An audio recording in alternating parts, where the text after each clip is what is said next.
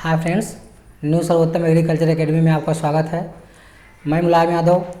कल की जो क्लास थी उसमें हमने पुष्प के मॉर्फोलॉजी के बारे में बताया था, उसको सबसे पहले आप लोग पढ़ लेंगे। आज की जो हमारी क्लास है वो पुष्प सूत्र पर है। पुष्प सूत्र जनरली जो हमारे कृषि विश्वविद्यालय में प्रेस परीक्षाएँ होती हैं, खास करके यूपी कैटेट और BHU ICR में कभी कभी पुष्प सूत्र दे देता है और ये पूछता है कि यह पुष्प सूत्र किस कुल से संबंधित है। तो आज हम लोग इसके बारे में डिस्कशन करेंगे। जो भी छात्र हमारा पुष्प की मॉर्फोलॉजी का वीडियो नहीं देखे हैं उसको आप जाकर देख लेंगे। उसके बाद दूसरा जो हमारा है पुष्प सूत्र, दूसरा वीडियो आज वाला देखेंगे। कल पुष्प में हमने बताया था कि पुष्प के 4 चक्र होते हैं, जिसमें से 2 चक्र आवश्यक होते हैं, 2 चक्र क्या होते हैं, वो दोनों चक्र सहायक होते हैं। तो आवश्यक चक्र और सहायक चक्र क्रमशः लगे हुए होते हैं। तो पुष्प सूत्र भी इसी तरह से बनाए जाते हैं। मीन्स इसका हुआ कि अगर हम किसी पुष्प का पुष्प सूत्र पढ़ते हैं तो पुष्प सूत्र पढ़ने से पहले हम उस पुष्प के बारे में क्या जानते हैं कि पुष्प की संरचना क्या है, पुष्प में कितने कैलिक्स हैं, कितने कोरोला हैं, कितने एंड्रोशियम हैं, कितने गानोसियम हैं, ये सारी चीज़ें देखने को मिलती है।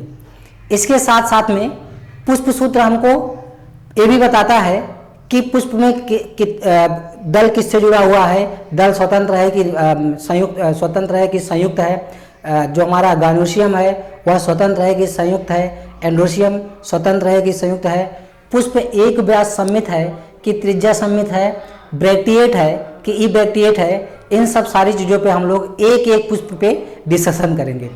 सबसे इम्पोर्टेंट चीज़ क्या है आप लोगों के लिए, जो भी हम शब्दावली आपको बताएंगे उसको आप कहीं पे साथ साथ लिखते जाएंगे। एक जगह आप शब्दावली का टेबल बना लेंगे, उसमें हम जिस शब्दावली का नाम लेंगे उस शब्दावली को लिख के उसकी परिभाषा जरूर लिखेंगे।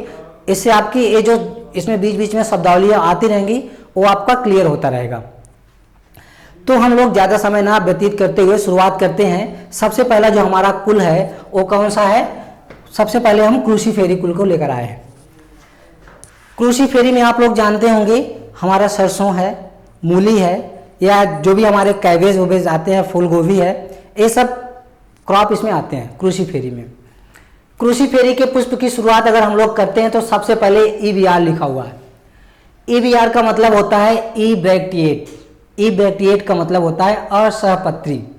मीन्स ऐसे पुष्प, अब आपको परिभाषा इसका लिख लेना है, ऐसे पुष्प जिसमें सहपत्र नहीं पाए जाते हैं उस पुष्प को हम लोग असहपत्री पुष्प कहते हैं। ऐसे पुष्प जिसमें सहपत्र अनुपस्थित होता है उसको असहपत्री कहते हैं। ई ब्रैक्टिएट कहा जाता है।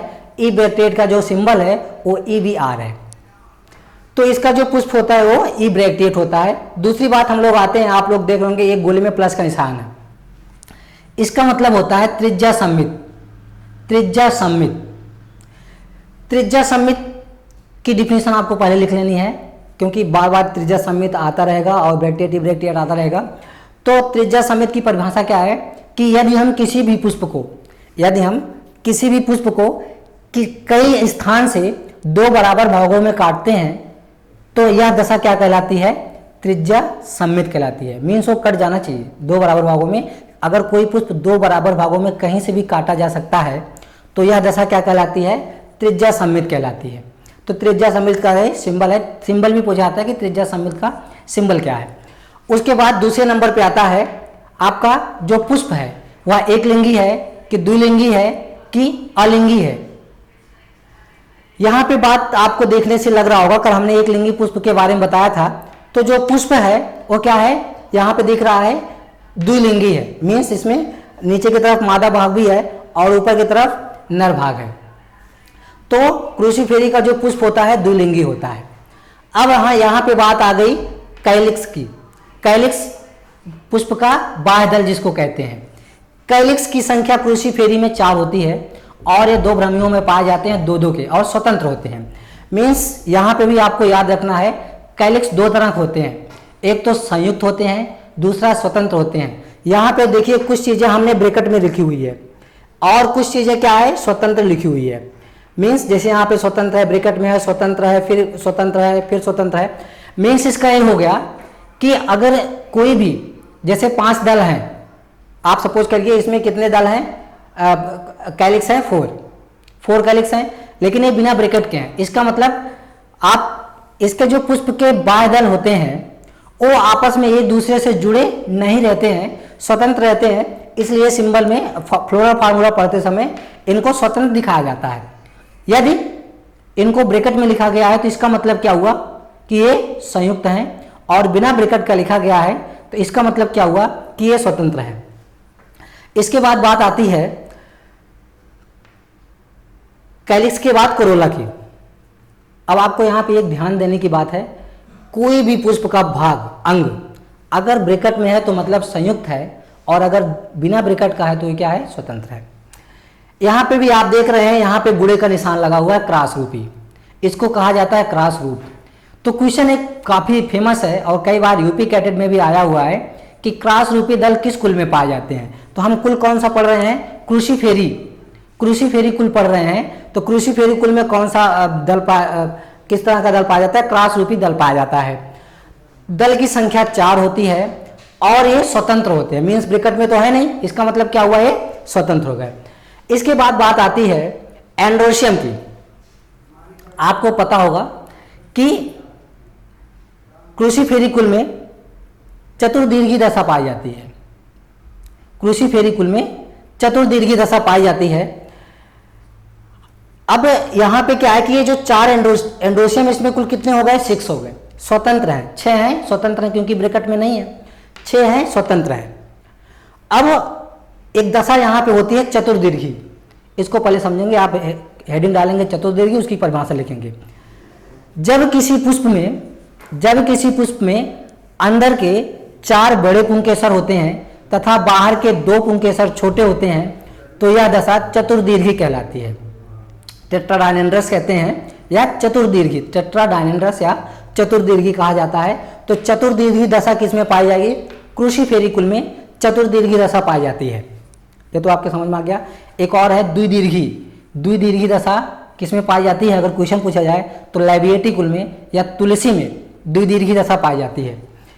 इसके बाद हम लोग बात करते हैं गाइनोसियम की। अच्छा, आपको इस पुष्प सूत्र को देखने से एक चीज ये दिख रहा होगा कि हम पुष्प सूत्र जब भी लिखते हैं तो बाहर से अंदर के भागों को लिखते हैं, जो पुष्प के भाग हैं बाहर की तरफ, उसके बाद अंदर के भाग लिखते हैं। देखिए ये जो है ब्रैक्टिएट त्रिज्या समेत द्विलिंगी, ए शुरुआत में ही लिख दिए जाते हैं। उसके बाद कैलिक्स, कोरोला, एंड्रोशियम और गाइनोसियम, पहला चक्र, दूसरा चक्र, तीसरा चक्र और चौथा चक्र पुष्प का मैंने कल बताया हुआ था। तो एंड्रोशियम, उसके बाद गाइनोसियम का बात आई। गाइनोसियम में भी देखिए, गाइनोसियम को कैपिटल जी से दर्शाते हैं, कैलिक्स को कैपिटल के से, कोरोला को कैपिटल सी से, एंड्रोशियम को कैपिटल ए से और गाइनोसियम को कैपिटल जी से प्रदर्शित करते हैं। गाइनोसियम की संख्या अगर पूछा जाए कि क्रूसीफेरी में कुल में गाइनोसियम कितने होते हैं तो नंबर ऑफ गाइनोसियम कितने होंगे, द्विकार्पेली होता है, मीन्स द्विअंडपी होता है, 2 होते हैं और दोनों आपस में जुड़े हुए होते हैं। और यहाँ पे जो नीचे लाइन खींची हुई है, इसका मतलब आप समझ लीजिए, आप देख रहे होंगे कुछ में लाइन नीचे खींची हुई है और कुछ में लाइन ऊपर खींची हुई है। इसका मतलब क्या है कि अगर कोई पुष्प, किसी पुष्प का अंडाशय अगर उत्तरवर्ती होता है, अंडाशय अगर सुपीरियर है तो हम लाइन को नीचे खींचते हैं, लिख लीजिएगा, ये नियम है। अगर किसी पुष्प का अंडाशय उत्तरवर्ती में सुपीरियर होता है तो हम लाइन को अंडाशय के नीचे मतलब गाइनोसियम के नीचे खींचते हैं। और यदि किसी पुष्प का अंडाशय अधोवर्ती होता है, इंफीरियर अधोवर्ती होता है, तो हम जो लाइन खींचते हैं वो कहाँ खींचते हैं, गाइनोसियम के ऊपर खींचा जाता है। तो आपको यहाँ पे पता क्या चला कि इसमें अंडाशय कैसा होगा, उत्तरवर्ती अंडाशय होगा। हाइपोगाइनस दशा पाई जाएगी। हाइपोगाइनस कल मैंने आपको बताया था, जब किसी पुष्प में अंडाशय के नीचे से बाह्य दलपुंज एंड्रोशियम निकलते हैं तो यह दशा हाइपोगाइनस या जयांगधर दशा कहलाती है। तो जयांगधर दशा में जो पुष्प का अंडाशय होगा वो उत्तरवर्ती होता है, ये इंपॉर्टेंट लिखेंगे, जयांगधर दशा में पुष्प का अंडाशय उत्तरवर्ती होता है। तो ये बात आपके समझ में आ गई। तो इस तरह से हमारा क्रूसीफेरी कुल समाप्त हुआ। इसका जो फल का प्रकार है, फल का प्रकार क्या है क्रूसीफेरी कुल का, सिल्कुआ है, बहुत इंपॉर्टेंट है, पूछा जाता है कि क्रूसीफेरी कुल के फल का प्रकार क्या है, तो क्रूसीफेरी कुल के फल का प्रकार सिल्कुआ होता है। अब अगली बात आती है मालवेसी कुल। मालवेसी कुल में क्योंकि पहला हमने कुल बताया तो आपको सारी चीजें समझ में आ गई होंगी। पुष्प सूत्र हमको क्या प्रदर्शित करता है? पुष्प सूत्र पुष्प के भागों को प्रदर्शित करता है। अब पुष्प सूत्र सदैव बाहर से अंदर की तरफ लिखा जाता है, ये दो चीजें आप अपने ध्यान में रखेंगे। इसके बाद हम लोग मालवेसी की बात करते हैं। मालवेसी के अंतर्गत आप लोग जानते हैं गुड़हल आता है, हिबिस्कस रोजा सानेंसिस गुड़हल। कई बार यूपी कैडेट में क्वेश्चन पूछा गया है कि निम्न से कौन सा मालवेसी कुल का सदस्य पुष्प सूत्र है, तो आप याद रखेंगे। बात है ब्रैक्टिएट और इब्रैक्टिएट की, तो ये जो मालवेसी कुल होते हैं सहपत्री होते हैं। मालवेसी कुल के जो पुष्प होते हैं सहपत्री होते हैं। आप लोग देखें नीचे एक पत्र लगा हुआ होता है, तो ब्रैक्टिएट। अगर कोई पुष्प सहपत्री है तो क्या होगा? ब्रैक्टिएट। सिंबल मैंने आपको बताया, दोनों सिंबल समान है, मीन्स त्रिज्या सममित। दशा क्या है? त्रिज्या सममित, जिसको एक्टिनोमार्फिक कहते हैं इंग्लिश में। त्रिज्या सममित को एक्टिनोमार्फिक कहते हैं। उसके बाद बात वही आई, इसमें भी जो पुष्प होगा द्विलिंगी होगा। पुष्प कैसा होगा? द्विलिंगी होगा। बात यहाँ पे क्या है? एपिकैलिक्स की है। इस पुष्प में एक और भाग या पार्ट पाया जाता है, कल मैंने आपको बताया भी था। कौन सा? एपिकैलिक्स। इसमें 5 से 7 एपिकैलिक्स होते हैं। उसके बाद कैलिक्स जिसकी संख्या 5 होती है, और देखिए ये ब्रैकेट में है। यहाँ पे कैलिक्स क्या थे? स्वतंत्र थे, लेकिन मालवेसी कुल में क्या है? ब्रैकेट में है। मालवेसी कुल में ब्रैकेट में है, इसका मतलब पांचों आपस में जुड़े हुए होंगे। इसके बाद आप देख रहे होंगे कैलिक्स के बाद कोरोला 5 है, स्वतंत्र है। एंड्रोशियम ये अनंत का चिन्ह है, इनफाइनाइट अनंत का चिन्ह है, और ये ब्रैकेट में है। मीन्स मालवेसी कुल में अनंत पुंकेसर पाए जाते हैं। मालवेसी कुल में अनंत पुंकेसर पाए जाते हैं, और ये जो पुंकेसर होते हैं आपस में जुड़े हुए होते हैं। अब आप देख रहे होंगे एक और संरचना ऊपर से बनी हुई है, जिसे कहते हैं दल लग्न पुंकेसर। एपी दल लग्न पुंकेसर, इसको क्या कहेंगे? एपिपेटैलस कंडीशन। दल लग्न पुंकेसर, ये जो आपका सिंबल बना हुआ है, देखो इस सिंबल को मैं फिर से बताता हूं। अगर एंड्रोशियम कोरोला से जुड़ा हुआ है तो ये जो दशा कहलाती है, क्या कहलाती है? यह दशा कहलाती है दल लग्न पुंकेसर। तो इसका मतलब है दल लग्न पुंकेसर दशा इसमें पाई जाती है। अब आपको देखना है कि दल लग्न पुंकेसर किसमें किसमें पाई जाती है। आप ध्यान दीजिए, यहाँ पे सोलेनेसी सर ने शायद हमने बना नहीं, सोलेनेसी में भी दल लग्न दशा पाई जाती है। इसके अलावा कंपोजिटी में भी दल लग्न दशा पाई जाती है, और मालवेसी में भी दल लग्न दशा पाई जाती है। सोलेनेसी, कंपोजिटी और मालवेसी में दल लग्न दशा पाई जाती है। ये हो गया हमारा दल लग्न पुंकेसर। अनंत पुंकेसर होते हैं मालवेसी कुल में। बात आती है गायनोशियम की। गायनोशियम को कैपिटल जी से प्रदर्शित करते हैं। इसकी संख्या 5 होती है। क्वेश्चन पूछा जाता है, बहुत इंपॉर्टेंट है। क्वेश्चन पूछा जाता है कि मालवेसी कुल में कितने अंडपी अंडाशय होता है, या गायनोशियम कितने होते हैं? तो 5 होते हैं। कितने? 5 अंडाशय होते हैं, और वो आपस में जुड़े हुए होते हैं। अंडाशय कैसा होगा? अंडाशय उत्तरवर्ती होगा। अंडाशय कैसा होगा? उत्तरवर्ती अंडाशय। अभी तक हमने क्रूसीफेरी पढ़ी, तो क्रूसीफेरी में भी आपने देखा जो लाइन थी वो नीचे थी, इसका मतलब क्या हुआ? अंडाशय ऊपर है। इसके बाद हम लोग मालवेसी की बात कर रहे हैं, मालवेसी में भी वही दशा है। इसका मतलब भी मालवेसी कुल का भी जो अंडाशय है वो क्या है? उत्तरवर्ती अंडाशय।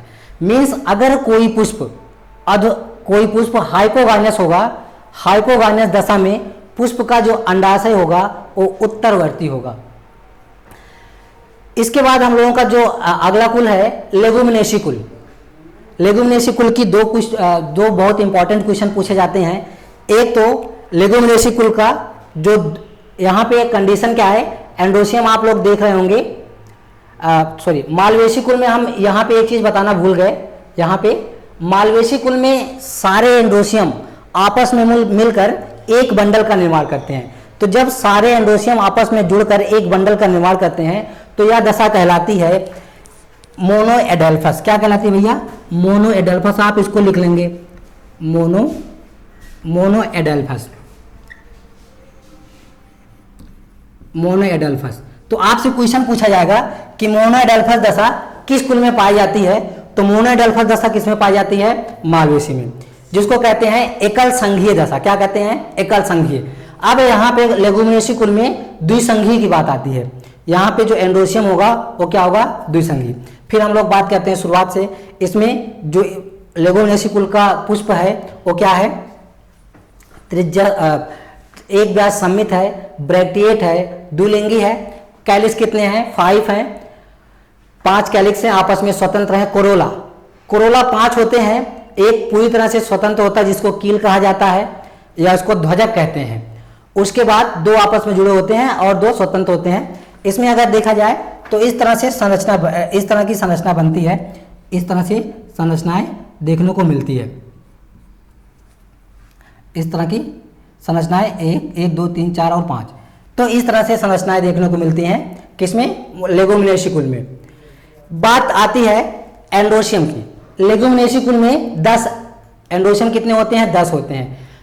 क्रूसीफेरी में 6 एंड्रोशियम, मालवेसी में अनंत एंड्रोशियम, लेगुमिनेसी में 10 होते हैं। 10 जो होते हैं उसमें 9 आपस में जुड़े हुए होते हैं और एक क्या होता है, स्वतंत्र होता है, जिसको हम लोग क्या कहते हैं, द्विदीर्घी दशा। तो द्विदीर्घी दशा किसमें पाई जाती है, वो पाई जाती है लेगुमिनेसी कुल में। एक ही अंडाशय होता है, अगर एक अंडाशय होगा तो वो किसी से जुड़ेगा नहीं और वो स्वतंत्र होता है, लेकिन अंडाशय उत्तरवर्ती होता है। इसके बाद हम लोग बात करते हैं कंपोजिटी कुल का, बहुत इंपॉर्टेंट है। कंपोजिटी कुल में आपको मालूम है डहलिया आता है, इसके साथ साथ में सूरजमुखी आती है और गेंदा, मैरीगोल्ड। गेंदा, डहलिया और सूरजमुखी किस कुल के अंतर्गत आते हैं, कंपोजिटी कुल के अंतर्गत आते हैं। लेगुमिनेसी कुल में हमारी जितनी पल्सेज हैं वो सब आती हैं। ये लेगुमिनेसी कुल को 3 कुलों में बांटा, उपकुलों में बांटा गया है। ये पैपिलियोनेटी का है, किसका है, पैपिलियोनेटी का। बात हम कंपोजिटी का करते हैं। कंपोजिटी में भी वैसे 3 पुष्प आते हैं, लेकिन यहाँ पे 2 पुष्पों की हम बात करेंगे, रश्मि पुष्प और बिंब पुष्प। एक अलिंगी पुष्प भी होता है जिसमें कुछ नहीं रहता है, वो केवल कीटों को अट्रैक्टिव करता है। रश्मि पुष्प और बिंब पुष्प। रश्मि पुष्प मादा पुष्प होता है। रश्मि पुष्प की अगर हम बात करें तो रश्मि पुष्प कैसा होता है, मादा होता है, यह मादा पुष्प होता है। बिंब पुष्प द्विलिंगी होता है। बिंब पुष्प क्या होता है, द्विलिंगी होता है, मादा और द्विलिंगी। अब कंपोजिटी कुल के रश्मि पुष्प की बात करें तो ये ब्रैक्टिएट होता है। आप देख रहे हैं किसका सिंबल है, ये सिंबल है एक व्यास सममित का। एक व्यास सममित में जाइगोमॉर्फिक है, एक लिंगी है और एक लिंगी में किसका सिंबल बना हुआ है, ए जो सिंबल बना हुआ है ये मादा पुष्प का बना हुआ है, तो मतलब मादा है।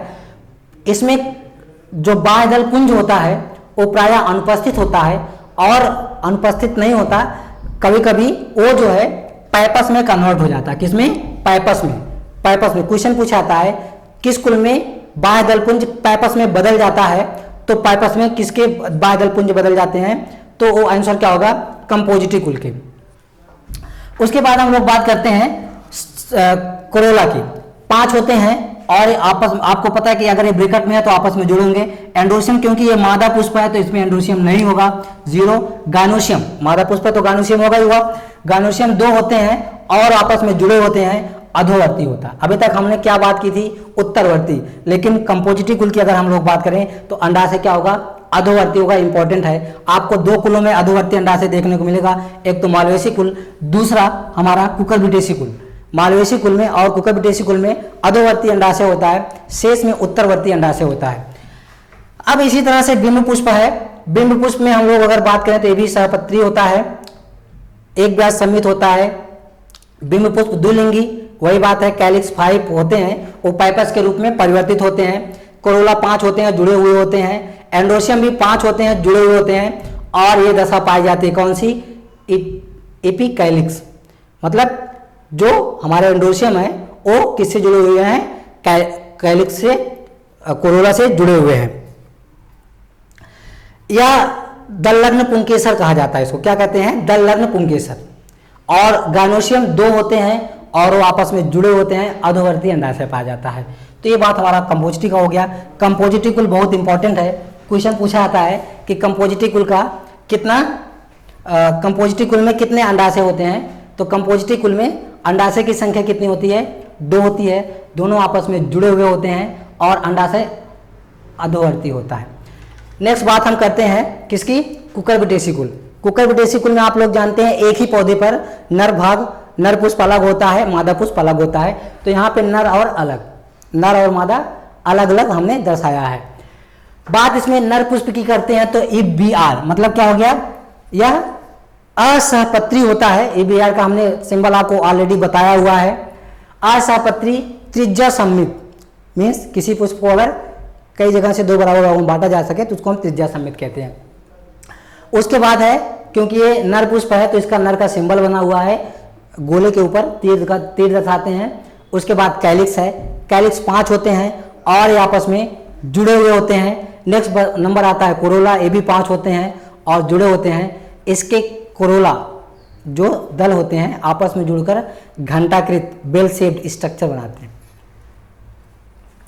उसके बाद एंडोसियम का नंबर आता है। एंडोसियम होते तो 5 हैं लेकिन दिखाई हमको 3 ही देते हैं। दो आपस में दो मिलकर जुड़े होते हैं और एक स्वतंत्र होता है। सपोज करिए 5 आपके पास एंडोसियम है इस तरह से, लेकिन ये दोनों आपस में जुड़ गए और एक स्वतंत्र हो गया। दिख कितना रहा है 3। तो इसलिए इसमें होते तो 5 है लेकिन दिखता कितना है, बाहर से देखने पर 3 ही दिखाई देता है। उसके बाद क्योंकि ये नर पुष्प है गाइनोसियम नहीं होता है। बात हम मादा पुष्प की करते हैं तो मादा पुष्प भी सहपत्री होता है, त्रिज्या सम्मित होता है। मादा पुष्प का सिंबल कैलिक्स 5 होते हैं, जुड़े हुए होते हैं। कोरोला भी 5 होते हैं, वो भी जुड़े होते हैं। एंडोसियम क्योंकि ये मादा पुष्प है एंडोसियम नहीं होगा। गाइनोसियम इंपॉर्टेंट है, पूछा गया है। 3 होता है, संयुक्त होता है। अगर गाइनोसियम आपस में जुड़ा हुआ है तो यह दशा क्या कहलाती है, सिनकार्पस। क्या कहलाती है, सिनकार्पस। इसका जो यूनिट होता है कार्पियल होता है और सिनकार्पस इसलिए कहते हैं, मतलब कार्पस आपस में जुड़े हुए हों। एपोकार्पस का मतलब होता है स्वतंत्र अंडाशय और अंडाशय अधोवर्ती होता है। तो अधोवर्ती अंडाशय आपको मिलेगा कंपोजिटिकुल में और इसके साथ साथ किसमें मिलेगा, कुकुरबिटेसिकुल में मिलेगा। इसके फल का प्रकार पेपो है। फल का प्रकार कंपोजिटी का भी पूछा आता है, शिप्सला होता है। इसके बाद हम लोग सोलेनेसिकुल की बात करते हैं। सोलेनेसी और इसमें थोड़ा सा समानता है। बात यह है कि सोलेनेसिकुल में जो पुष्प होता है सहपत्री होता है, ब्रैक्टिएट, त्रिज्या सम्मित, द्विलिंगी, 5 कैलिक्स होते हैं, आपस में जुड़े हुए होते हैं। कोरोला भी 5 होते हैं, ये भी आपस में जुड़े होते हैं। एंडोसियम भी 5 ही होता है, 5 एंडोसियम होता है, स्वतंत्र होता है और दल लग्न पुंकेसर पाया जाता है। मीन्स ये जो सिंबल है क्या दर्शाता है, दल लग्न। दल लग्न हमने आपको पहले बता चुके हैं हम कि ये क्या किसको दर्शाता है, तो दल लग्न को दर्शाता है। ये बात हो गई। उसके बाद इसका जो गाइनोसियम है, गाइनोसियम 2 होते हैं अंडाशय, द्विअंडपी होता है और उत्तरवर्ती होता है। लास्ट बात हम लोग ग्रैमिनी की करते हैं जिसके फल का प्रकार कैरियोप्सिस होता है। ग्रैमिनी भी सहपत्री होता है, एक व्यास सम्मित। एक जो हमारा निशान है एक व्यास सम्मित का, मीन्स अगर किसी पुष्प को हम केवल एक ही स्थान से 2 बराबर भागों में बांटते हैं तो यह दशा क्या कहलाती है, एक व्यास सम्मित, जाइगोमॉर्फिक दशा कहलाती है। इसमें पेरियंथ हो जाता है, मीन्स इसमें कैलिक्स और कोरोला आपको नहीं देखने के लिए मिलेगा। क्यों, क्योंकि कैलिक्स और कोरोला एक ही समान दिखते हैं, इसलिए उनको संयुक्त रूप से पैदल पुंज कहा जाता है। पैदल पुंज की संख्या जो पैदल होते हैं 3 से 5 होती है। पैदल किस में पाए जाएंगे, ग्रेमिनी में और लिलियेसिकुल में पाए जाते हैं। और एंडोसियम 3 होता है, स्वतंत्र होता है। सभी ग्रेमिनी कुल में एंडोसियम की संख्या 3 ही होता है, धान को छोड़कर। धान में एंडोसियम 6 होते हैं। उसके बाद गाइनोसियम की बात आती है। गाइनोसियम एक ही होता है और उत्तरवर्ती होता है। फल का प्रकार इसका क्या हो गया, कैरियोप्सिस। एक बीज पत्री जो बीज होते हैं उसमें क्या नहीं होता, उसमें बीजान्यास नहीं होता है। बीजान्यास की बात करें तो कंपोजिटी कुल में क्वेश्चन पूछा जाता है कि किस प्रकार का बीजान्यास पाया जाता है, बहुत इंपॉर्टेंट है। आधारीय बीजान्यास पाया जाता है। हम लोग नेक्स्ट टॉपिक में बीजान्यास की और इन्फ्लोरेसेंस पुष्पक्रम की बात करेंगे। आपको ये चीज़ें समझ में आ गई होंगी। जितने टर्मिनोलॉजी है उसको आप पहले पढ़ लेंगे, उसके बाद पुष्प को समझने का प्रयास करेंगे। बहुत सिंपल है। पुष्प सदैव बाहर से अंदर की तरफ रखा जाता है। आज के लिए बस इतना ही। शेष नेक्स्ट क्लास में। धन्यवाद।